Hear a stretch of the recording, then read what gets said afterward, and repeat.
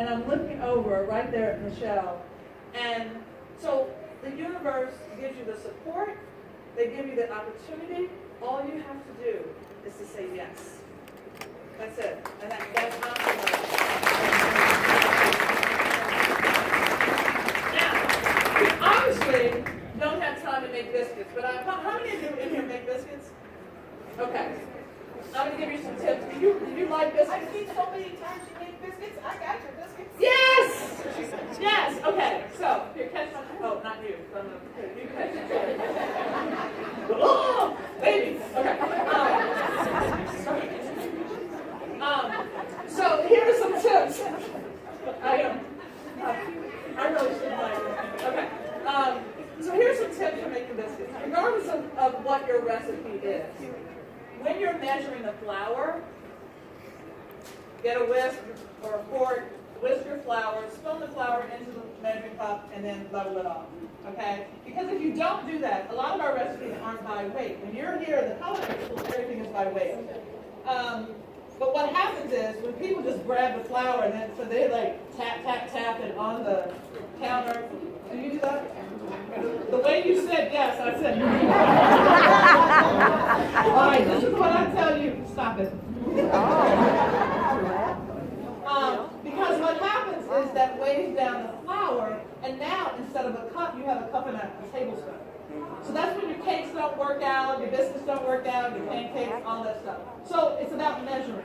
The next thing that I do, and I put all of the dry ingredients in there, and then I take short Crisco, the partially hydrogenated oil is not in there. That's not in there. But you know what I'm talking about. The blue can. Yeah. Okay. So you can use Crisco. Earth balance does not work. It doesn't work. So you work that in with your fingers. You don't want pellet size because you can see it in the biscuit. So you work that in. Okay. Then what I'm going to do is take cold butter. Always cold butter.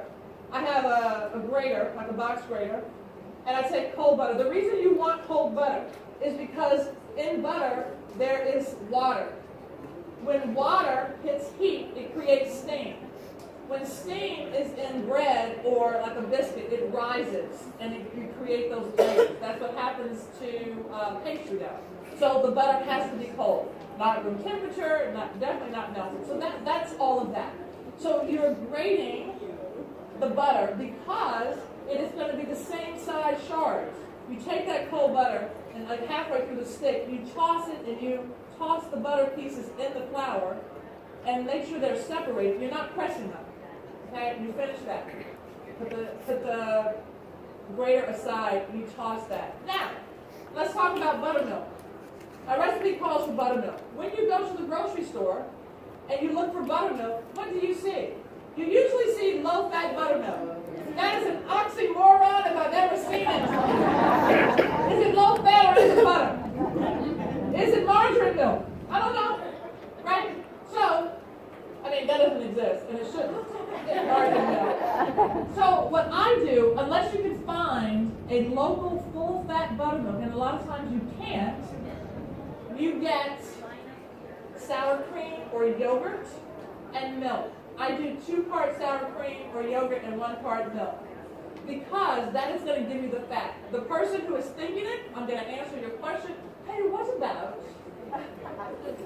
putting vinegar or lemon juice in milk and making my own buttermilk? Were you thinking that? I got you. I heard you. No. No. 3 times. The reason is because you don't have the amount of fat that you need in the biscuit. So now what you've made is just watery water. You've made that low-fat buttermilk. Okay? So you have that. You have your flour butter mixture. Now, with your flour butter mixture, you can take that mix, put it into a Ziploc bag and put it in the freezer and be ready to make biscuits on a dime at any time. Right? So if you're making biscuits for the holidays, you get that, it lives in the freezer, you're good. All you have to do is pull that out, put it in your buttermilk, okay? And so you don't dump all your buttermilk in there because Carla said, oh, it's 1.5 cups, because I don't know if you're doing biscuits in the summertime and the humidity is going to absorb in your flour, which means you don't need as much liquid. That's a real thing. Or if it's in the winter. So you put your buttermilk in, you mix it, and the mixture should be wet, not soupy, but just tacky. Okay? There's that. Next trick.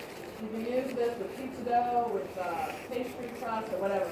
You're going to take some oil spray or oil on a napkin, and you're going to make a square on your counter,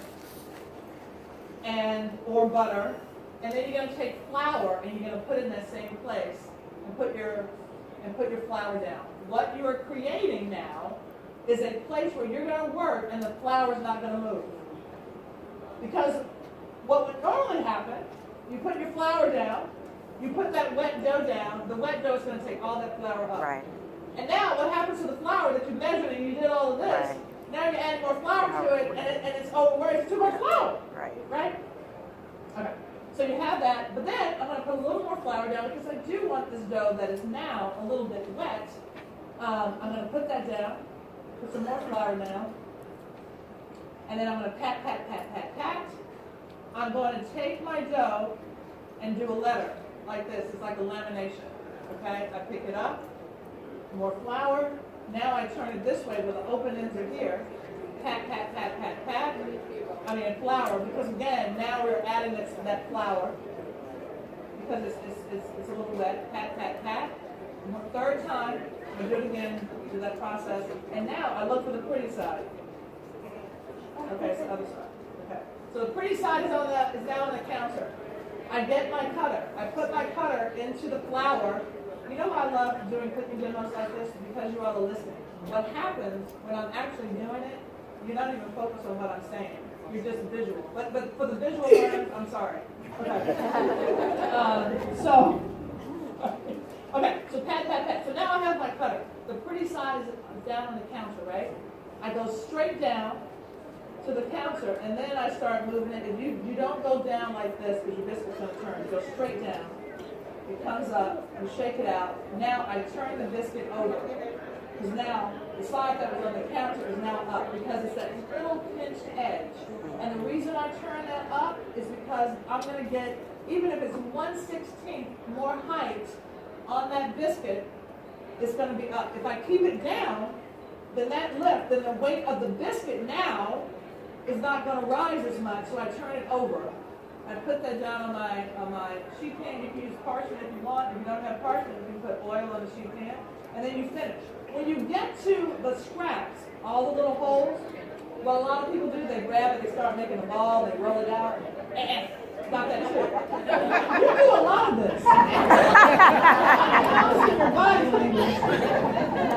Your biscuits are going to be so much better. Please tell me how they are tomorrow. I know you're going to make them on Saturday. Okay, so I have all this dough. I put flour on the sides of my hands. I bring the dough together, press it together, I turn it on its side because I don't want to overwork it. Now, I look for the pretty side, I punch out, I do the same thing again, okay?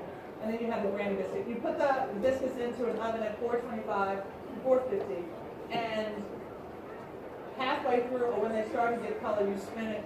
They're going to be the lightest biscuits that you've ever had. They are, don't worry about this, we don't have time. This is not going to happen for you. It's not going to happen for you. No, okay, I know, sorry. I'm just getting you ready to not be disappointed. Say yes, if it follows, then growth. Your growth will be tomorrow when you make your biscuits. So, the biscuits are going to have this crunchy top. I don't brush them with anything. If you're making scones, you can do the same recipe with heavy cream. You can put stuff in them. They're going to be so light in the center. The same dough. If you don't do all the pat, pat, pat, and you just want to do drop biscuits, you can do that too. They're going to be flatter, they're going to be delicious. You can use this same dough by adding a little more liquid, or just like they are, and put them into chicken and dumplings. You were asking that too, weren't you? I feel like we're like right into the glasses. Okay, you can use the same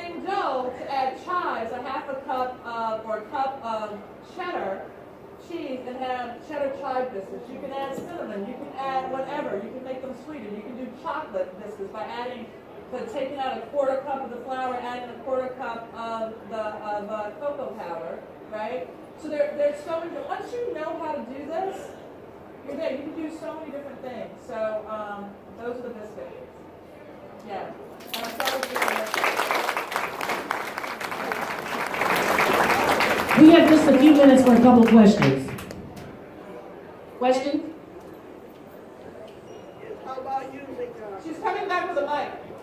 There's a hood here. yeah, I can't use a full quart of buttermilk Okay. because I'm cooking for one person. Right? So I use powdered buttermilk. What do you think about that? Yeah, it's better than the low-fat stuff. And also, because you're talking about you can't use a full thing of buttermilk, this is why. Do you use milk? Do you ever use milk in whatever you do? You don't use milk? Okay. Do you ever use sour cream for anything? So if you don't use buttermilk, then you take two things that you do use. This keeps you from buying something that you wouldn't use, and you combine them for the biscuits. You see what I'm saying? I mean, you can buy the powder if you want, but if there's not another use for the powdered buttermilk, then I would use the two things that you have other uses for. Okay, I could be here all day asking you questions. I remember on one of your shows on the Jew, which I totally missed, that you said chocolate never goes bad. Is that true? I remember you saying, because they were saying that the chocolate was turning a little Chocolate bit. doesn't necessarily go bad. It does have a, when you get chocolate will glow or crystallize and it looks like it's white. That is, it looks, it's not bad. Now, when you have some kind of truffle, it is the insides that will go bad before the chocolate goes bad. You know, the inside, because it's fruit, it's going to get moldy. The other thing that I said about chocolate is that chocolate and water don't like each other. However, when you want to melt chocolate and you introduce water in the beginning, you can actually it doesn't break or crystallize. Yeah, I just want to throw that out there for somebody. Thank you. Yes, but when you look at chocolate in a thing, it does have an expiration date. Yeah. Okay, thank you. In 6 years. My 6-year-old daughter wants to learn how to cook this summer. What do you recommend for helping her to get started? I think the best thing for young kids, take her to a farmer's market, take her, because I understand there's one right here, have her pick out vegetables and take those vegetables, toss them in oil and salt, put them in the oven and have her roasting her vegetables. Get her used to, because especially when a child doesn't eat vegetables, even some man-childs or women-childs. I know y'all do this. It is the best way to use an ingredient that you don't know, but also to connect to it. Now, another thing that I want to say is that I call salt compliments. A lot of times people are really afraid of using salt, and they're like, oh, on television they use so much salt. But if you do an exercise of taking water, like a cup of water, add a quarter teaspoon of salt to that water and see how much it takes to make it salty, this will make you more comfortable using salt.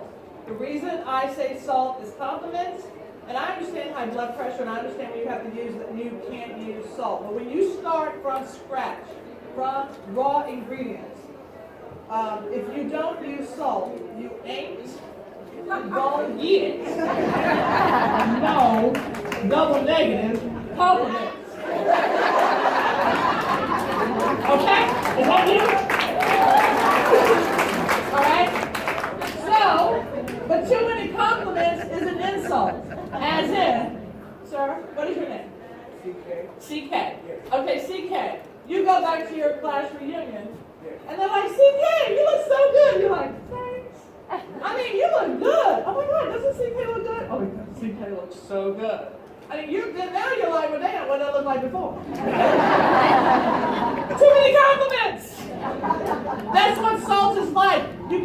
add too much. But when you leave it on the table, salt belongs, a regular workhorse of a salt belongs in the kitchen. When you are cooking and you have your little onions and your vegetables, you add a little bit of salt. The salt goes into the fiber of the food, right? But when you wait to the end, and there are people who are very proud about not using salt. When you leave it to the diner and you put salt on top of your food at the table, that is when you're over-salting. Because now the salt is sitting on top, and by the time it dissolves, because the food is hot, now it's over-salted because it hadn't gone into the fiber of the food. So you actually use less salt in cooking by adding a little bit at a time, and it goes into the fiber of the food. So by the time you finish that soup, it should be perfectly seasoned.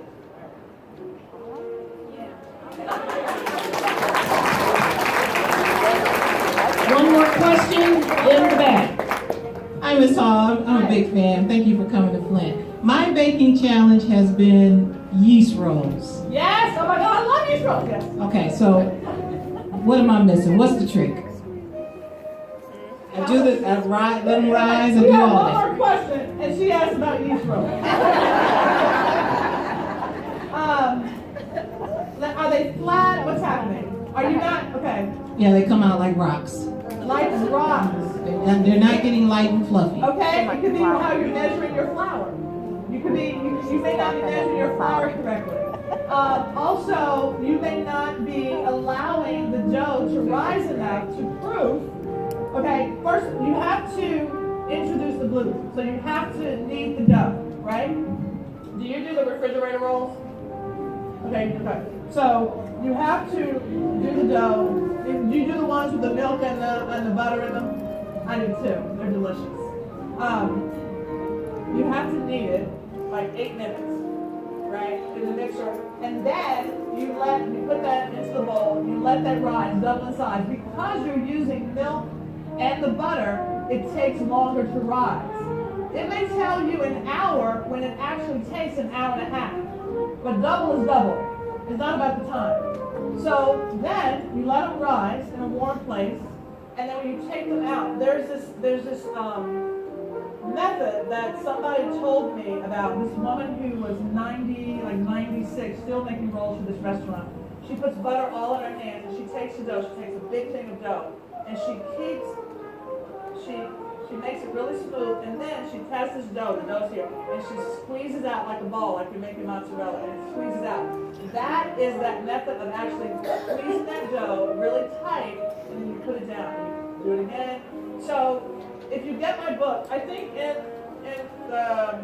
Cooking with Love, there's a yeast roll recipe in there, and it's pretty much, if you measure correctly.